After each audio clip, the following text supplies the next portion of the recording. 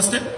আপনি এভাবে নিজের নিঃশ্বাসে মনোযোগ দিচ্ছেন, আপনি নিরলসভাবে চেষ্টা করছেন, বারবার চেষ্টা করছেন আপনার নিঃশ্বাসে মনোযোগ দিতে। একটা সময় দেখতে পাচ্ছেন নিঃশ্বাসটা বড় এবং ছোট দুই ভাগে বিভক্ত। কিছু নিঃশ্বাস ঘন ঘন যাচ্ছে, কিছু নিঃশ্বাস লম্বাভাবে টানছি। এটাকে আমরা বলি দীঘাং বা আশ্বাসান্ত, দীঘাং বা আশ্বাসামিতি পাজানাতি, দীঘাং বা পাশ্বাসান্ত, দীঘাং পাশ্বাসামিতি পাজানাতি। পালিতে বলা হচ্ছে দীর্ঘভাবে নিঃশ্বাস টানলে সে জানতে পারে যে আমার নিঃশ্বাসটা আগের তুলনায় একটু আমি দীর্ঘ হয়েছে। এই নিঃশ্বাস আসা যাওয়ার প্রক্রিয়াটা দেখতে দেখতে তার মধ্যে একটা প্রশ্ন জাগে, এই প্রক্রিয়াটা তো আমার না, সে নিজের মতন যাচ্ছে, নিজের মতন আসছে, তাই না? আমি টানছি বলে কেন ভুল করছি? তখন আত্ম অহংকার কমে যায়। এখন একটু ভাবুন, আপনার নিঃশ্বাস কে টানছে? আপনি টানছেন না? আপনি টানছেন তো? তাহলে এখন আপনি নিজেকে বলবেন আমি 5 মিনিটের জন্য নিঃশ্বাস টানবো না। পারবেন কেউ? 1 ঘন্টার জন্য আমি নিঃশ্বাস টানবো না। আমরা কেউ পারবো? আচ্ছা, এখন যদি প্রশ্ন আসে না পারলে, তাহলে এই নিঃশ্বাস আপনি টানছেন না কে টানছে? নাকি শরীর তার নিজের প্রয়োজনে এই নিঃশ্বাসটা টানছে? শরীরের প্রয়োজন অক্সিজেন, তাই না? বেঁচে থাকার জন্য বায়ুধাতু অক্সিজেন প্রয়োজন, সে তার নিজের মতন করেই নিচ্ছে। পরিশ্রম বেশি হলে বেশি নিচ্ছে, কম হলে কম টানছে, তাই তো? আর এই নিঃশ্বাসটা যদি বন্ধ হয়ে যায়, আমাদের কি জীবন প্রবাহ শেষ। হয়তোবা নাক বুক যার একটু অনুভূতি বেশি, সে হয়তোবা পেটের মধ্যে অনুভব করতে পারছে, কিন্তু জানেন এই নিঃশ্বাস পুরো পায়ের তালু পর্যন্ত যায়, রক্তের সাথে অক্সিজেন মিশ্রিত হয়ে পুরো শরীরে প্রবাহিত হচ্ছে। এখন এই শিক্ষাটা বুদ্ধ দিয়েছেন, বললেন যে সাব্বাকায়া পাটি সংবেদী আশ্বাসী সামিতি শিক্ষাতি।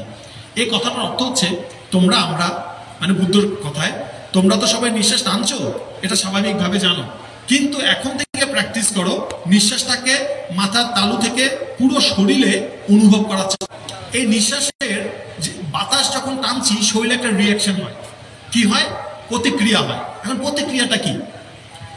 এই যে বাতাস, এখানে যাদের ফ্যান চলছে, আমাদের দিকে ফ্যান দেওয়া আছে, এই ফ্যানটা শরীরে, ফ্যানের বাতাস, আমি আপনাদেরকে ভাবনা শেখাচ্ছি না, আলোচনা করছি কিভাবে আমরা সাতিপট্টাটাকে ভিত্তি করে দুঃখ থেকে মুক্ত হতে পারি। আচ্ছা, এখন আপনি পুরো শরীরে অনুভব করে ফেললেন। আমি আরেকটু খোলাসা করে বলছি কিভাবে অনুভবটা হয়। যখন আপনি নিঃশ্বাসটা টানবেন, মাথার তালু থেকে শুরু করে শরীরের পুরো পায়ের পা পর্যন্ত শিরশির অনুভব হবে নিঃশ্বাসের সাথে সাথে। এটা হচ্ছে আপনার যে শরীরে যে তরঙ্গ আছে, সেটাকে আপনি যদি বুঝতে পারেন নিঃশ্বাসের সাথে। চট্টগ্রামের ভাষাটাকে কি বলে? কেনা দিয়ে উঠে দেন, কিনা শীতকালে কেনানো দেয় শরীরের মধ্যে, কেনা দিয়ে উঠে। তো এটা হচ্ছে ভাবনা যখন করবেন, একটা শিরশির অনুভব হবে পুরো শরীরে, ঝিনঝিন করে একটা অনুভব তৈরি হবে। এটা হচ্ছে আপনি যে নিঃশ্বাস টানছেন, নিঃশ্বাসের প্রতিক্রিয়া পুরো শরীরে অনুভব হবে। এখন এই অনুভব সবার হয় না, ভাবনা করলে ওই দিকে মনোযোগ দিলে তখন হবে, অন্যথায় হবে ইসলামীতে শিক্ষার্থী। এর পরের স্টেপটা বলছে এতক্ষণ যে শরীরের মধ্যে নানান অনুভূতি হয়েছে, এটাকে উপশান্ত করার চেষ্টা করো শিক্ষার্থী।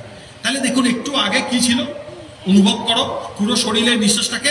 এখন চেষ্টা করো সেই অনুভবজনিত যে শরীরে যে তোমার প্রতিক্রিয়া হচ্ছে, সেটাকে শান্ত করার। তাহলে দেখুন এখন উদ্দেশ্য কি? এখন প্রশ্ন আসতে পারে, ভাবতে এই প্রক্রিয়াগুলোর প্রয়োজন কি? আমি একটু আরো পরে আপনাদের আলোচনা করব, একটু পরে বলবো। তাহলে এখন আপনি তো কয়েকটা নিঃশ্বাস টানছি, কিন্তু এখন বুদ্ধ ট্রেনিং দিচ্ছেন আনাপান ভাবনায়, প্রীতি সহযোগে নিঃশ্বাসটা টানবে, প্রীতি নিয়ে নিঃশ্বাসটা ফেলবে। এই প্রক্রিয়াটা কখনো শুনেছেন? আনাপান ভাবনা এটা একটা স্টেপ। এরপরে আসবে বিরাগ অনুশীলন করে বিরাগের সাথে নিঃশ্বাস টানবে, মানে আপনি যে নিঃশ্বাসটা টানছেন তার সাথে প্রীতি, তারপর আপনার প্রীতির পরবর্তীতে আসবে আপনার সুখ, তারপরে আসবে আপনার উপেক্ষা, তারপরে আসবে আপনার বিরাগ। এই যে নিঃশ্বাসের মাধ্যমে ক্রমান্বয়ে আপনি কি করবেন? বিদর্শন অনুশীলন শুরু হয়ে যাবে আপনার। তাহলে দেখা যাচ্ছে সাতিপাট্টানা শুধু আনাপান ভাবনা দিয়েই, শুধুমাত্র আনাপান ভাবনা থেকেই একজন বিদর্শনে কি করতে পারে? অনুশীলনে প্রবেশ করতে পারে। এখানে যারা যারা আপনারা আমরা আছি, গলে যায়, ফুলে যায়, বিকৃত হয়, আস্তে আস্তে শরীর থেকে মাংস ঝরে পড়ে, পুজ হয়, পোকা খায়, শরীরের এই পরিণতিটাকে জ্ঞান দিয়ে দেখা। এতে কি হয়? কামনা, বাসনা, লোভ খুব দ্রুত কমে যায়। তারপরে এর পরবর্তীতে অসুচি ভাবনা, যেটা আপনাদেরকে একদম প্রথমে বলেছিলাম, যে শরীরের বিভিন্ন উপকরণগুলোকে দেখা। এরপরে বলা হচ্ছে 42 প্রকার ধাতু, এটাও কিন্তু কায়ানুপাসনার অন্তর্গত। এটাকে কিভাবে ধরা হয়েছে? এই যে শরীরের যে ভারী অংশগুলো রয়েছে, এবং শরীরের যে জলীয় অংশগুলো রয়েছে, শরীরে তাপ এবং বায়বীয় অংশ, টোটাল 42 প্রকার ধাতু ভাবনা দেওয়া হয়েছে। এটার মধ্যে 20 প্রকার হচ্ছে আপনার শক্ত ধাতু বা পাঠাবি ধাতু, 12 প্রকার হচ্ছে জলীয় ধাতু, 4 প্রকার হচ্ছে তেজ ধাতু, 6 প্রকার হচ্ছে